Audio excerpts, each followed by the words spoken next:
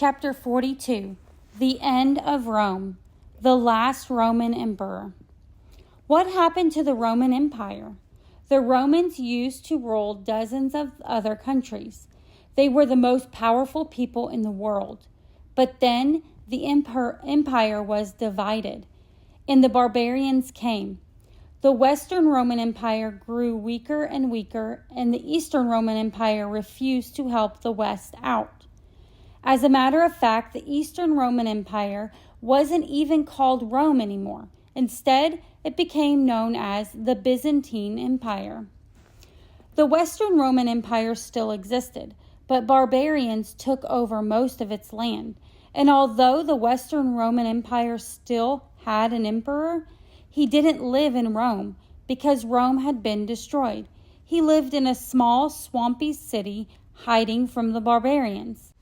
Finally, one of the invaders named Orestes decided to drive the Roman emperor out of hiding. He collected an army and marched toward the small, swampy city where the emperor lived. When the emperor heard that Orestes and his men were coming, he ran away. By the time Orestes arrived, the emperor was long gone. Orestes decided to make his son emperor. There was only one problem. His son was 6 years old. But that didn't stop Orestes. He ordered all his men to obey the 6-year-old emperor. And he gave his son a new name, Romulus Augustus.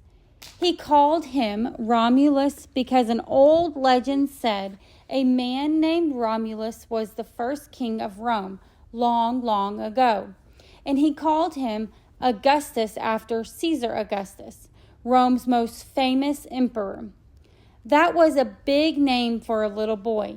And when the people who were left in the Western Roman Empire heard it, they laughed.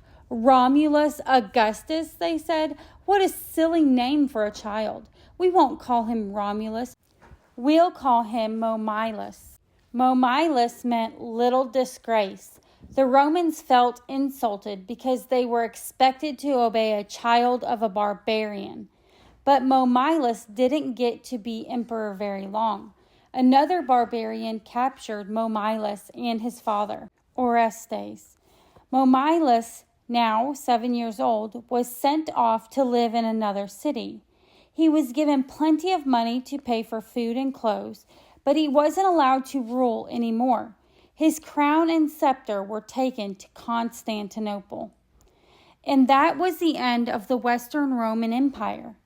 It was full of barbarian kings, each one ruling his own little kingdom. The lands that used to belong to Rome now belonged to them. The new settlers still used the wide, beautiful Roman roads. Rome's huge buildings still stood. Although many were beginning to crumble away, many people still spoke Latin, the language of the Romans, and the barbarians had begun to learn Roman ways and Roman customs. But the Roman Empire itself was gone forever. Over in the Eastern Roman Empire, now called the Byzantine Empire, people mourned. Rome had been a great and beautiful city, but now it was in ruins. As long as an emperor still ruled, there was hope that Rome might be great again. But now the last Roman emperor, a little boy just your age, had lost his throne. Rome would never again rule the world.